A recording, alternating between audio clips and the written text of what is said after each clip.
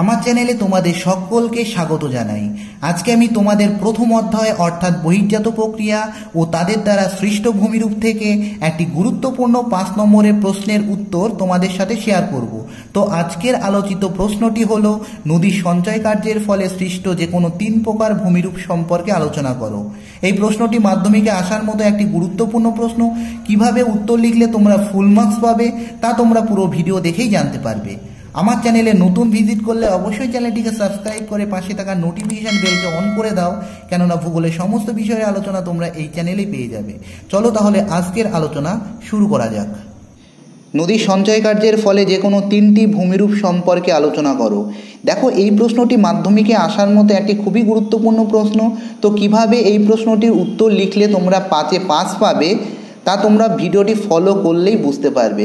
তো এই প্রশ্নটার উত্তর হিসাবে তোমরা প্রথমে ভূমিকাতে লিখবে, পার্বত্য অঞ্চলে ভূমির ঢাল বেশি থাকায় নদী প্রধানত ক্ষয়কাজ করে থাকে এবং উৎপন্ন পদার্থগুলিকে নদী সামনের দিকে বহন করে এগিয়ে নিয়ে চলে।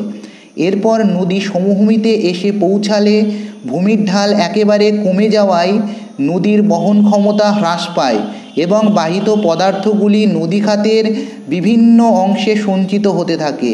এইভাবে মধ্য ও নিম্ন প্রবাহে নদীর সঞ্চয় কার্যের ফলে যে সমস্ত ভূমিরূপগুলির সৃষ্টি হয় তাদের মধ্যে অন্যতম 3টি ভূমিরূপ নিম্নরূপে আলোচিত হলো। তো এই ভূমিকাটা লেখার পর তোমরা প্রথম পয়েন্ট করবে ত্রিকোণাকার পললভূমি বা পলল ব্যাজনী। এর মধ্যে তোমরা সংজ্ঞা হিসাবে লিখবে, মধ্যপ্রবাহে পর্বতের পাদদেশে পলি, বালি, কাদা, কাকড় প্রভৃতি সঞ্চিত হয়ে যে হাত পাখার ন্যায় ভূমিরূপ সৃষ্টি হয় তাকে পলল ব্যাজনী বলে। তোমরা এর উৎপত্তিতে লিখবে, পার্বত্য অঞ্চল ছেড়ে নদী যখন সমভূমিতে এসে পড়ে তখন ভূমির ঢাল হঠাৎ কমে যাওয়ায় নদীর গতিবেগ ও বহন ক্ষমতা উভয়ই হ্রাস পায়। ফলে নদীর সাথে বাহিত নুড়ি, কাকড়, বালি, পলি প্রভৃতি পর্বতের পাদদেশে সঞ্চিত হয়ে ত্রিকোণাকার পললভূমি বা পলিশঙ্কু সৃষ্টি হয়। পলিশঙ্কুর ওপর দিয়ে নদী বিভিন্ন শাখা প্রশাখায় বিভক্ত হয়ে প্রবাহিত হলে পললশঙ্কু অর্ধগোলাকার আকৃতিতে ভাগ হয় এবং হাত পাখার ন্যায় ভূমিরূপে সৃষ্টি হয়। তো উৎপত্তি হিসেবে তোমরা এটা লিখবে। এর সাথে সাথে তোমরা পলল ব্যাজনীর এই ছবিটা দিয়ে দেবে। তো এখানে বলে রাখি, ছবি আঁকা বাধ্যতামূলক। ছবি আঁকলে তোমরা ফুল মার্কস পাবে। তো ছবিটা আঁকা তোমরা এখন থেকে খুব ভালোভাবে প্র্যাকটিস করে দাও, কারণ পরীক্ষায় ছবি আঁকার জন্য তোমরা খুব কম সময় পাবে।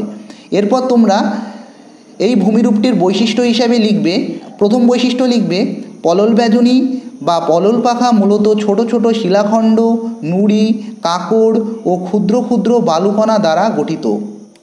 এর পরের বৈশিষ্ট্য লিখবে, এদের ঢাল প্রায় 1 ডিগ্রি থেকে 5 ডিগ্রি হয়। 3 নম্বর বৈশিষ্ট্য লিখবে, পলল ব্যাজনী বা পলল পাখা আকৃতিতে কয়েক কিলোমিটার থেকে 100 কিলোমিটার অবধিও হতে পারে। 4 নম্বর বৈশিষ্ট্য লিখবে, এগুলি দেখতে অনেকটা ধনুকাকৃতি বা গোলাকৃতি হয়।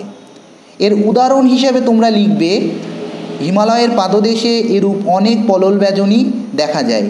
তো তোমরা এই যে পলল ব্যাজনী, এই পলল ব্যাজনী প্রথমে সংজ্ঞা লিখবে, তারপর উৎপত্তি লিখবে, বৈশিষ্ট্য লিখবে, উদাহরণ লিখবে এবং একটা ছবি দেবে। এইভাবে তোমরা প্রত্যেকটা পয়েন্ট লিখবে। এরপর তোমরা পয়েন্ট করবে অশ্বক্ষুরাকৃতি হ্রদ। সংজ্ঞা হিসেবে তোমরা লিখবে, মধ্যগতির শেষের দিকে কোনো নদীবাঁকের মাঝের অংশ মূল বাঁক থেকে বিচ্ছিন্ন হয়ে ঘোড়ার খুরের মতো অবস্থান করলে তাকে অশ্বক্ষুরাকৃতি হ্রদ বলে। উৎপত্তি হিসেবে তোমরা লিখবে, নিম্ন প্রবাহে নদী যখন এঁকে বেঁকে প্রবাহিত হয় তখন নদীবাঁকের এক অংশ জলের আঘাতে ক্ষয় হয় এবং বিপরীত অংশে ক্ষয়িত পদার্থগুলো সঞ্চিত হয়।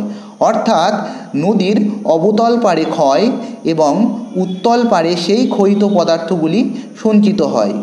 এইভাবে দুটি নদীবাঁক যখন খুব কাছাকাছি চলে আসে তখন বাঁকের মাঝের অংশ দ্রুত ক্ষয় পেয়ে বিলুপ্ত হয় এবং নদীটি তখন সোজা পথে প্রবাহিত হয়। পরিত্যক্ত বাঁকটিতে পলি, বালি, কাদা জমে অশ্বক্ষুরাকৃতি হ্রদের সৃষ্টি হয়। তোমরা এর সাথে সাথে অশ্বক্ষুরাকৃতি হ্রদ সৃষ্টির 3টে স্টেপ দিয়ে দেবে। এরপর তোমরা বৈশিষ্ট্য হিসাবে প্রথমে লিখবে, 1 নম্বর বৈশিষ্ট্যতে লিখবে সময়ের সাথে সাথে এটি ক্রমশ একটি মজে যাওয়া জলাভূমিতে পরিণত হয়।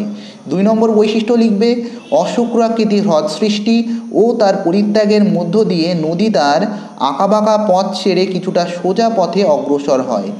3 নম্বর বৈশিষ্ট্য লিখবে এটি নদীর মধ্য ও নিম্ন প্রবাহে সৃষ্টি হয়। এরপর তোমরা একটা উদাহরণ দিয়ে দেবে। তো উদাহরণ হিসেবে তোমরা লিখবে মুর্শিদাবাদের মতিঝিল একটি অশুক্রাকৃতি হ্রদের উদাহরণ। এরপর তোমরা পরের পয়েন্ট করবে বদ্বীপ।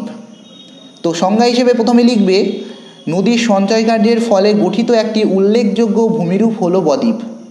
নদীর সঙ্গে বাহিত নুড়ি, কাঁকড়, বালি, পলি প্রভৃতি মোহনার কাছে সমুদ্রের লবণাক্ত জলের সংস্পর্শে এসে সহজেই সঙ্গবদ্ধ হয়ে নদী মোহনার অগভীর সমুদ্র জলে জমা হয়ে বাংলার মাত্রাহীন ব কিংবা গ্রিক অক্ষর ডেল্টার ন্যায় যে ভূমিরূপ গঠন করে তাকে বদ্বীপ বলে। তো তোমরা প্রয়োজনে এই নোটটি পজ করে লিখে নিতে পারো। এরপর তোমরা পয়েন্ট হিসেবে লিখবে নামকরণ। দেখো নীলনদের মোহনায় ত্রিকোণাকার ভূমি দেখে ঐতিহাসিক হেরোডোটাস গ্রিক অক্ষর ডেল্টার সাথে তুলনা করে এর নাম দেন ডেল্টা এবং এই বদ্বীপের একটা তোমরা ছবি দিয়ে দেবে। এরপর তোমরা শ্রেণীবিভাগ বলে পয়েন্ট করবে। তো শ্রেণীবিভাগে প্রথমে লিখবে বদ্বীপ বিভিন্ন প্রকারের হয়, যেমন ধনুকাকৃতি বদ্বীপ, পাখির পায়ের মতো বদ্বীপ, তীক্ষ্ণার্ঘ বদ্বীপ, হ্রদ বদ্বীপ, সমুদ্র বদ্বীপ ইত্যাদি। এরপর তোমরা উদাহরণ দিয়ে দেবে। তোমরা উদাহরণ হিসেবে লিখবে গঙ্গা ব্রহ্মপুত্র নদীর মোহনায় গড়ে ওঠা বদ্বীপ পৃথিবীর বৃহত্তম বদ্বীপ।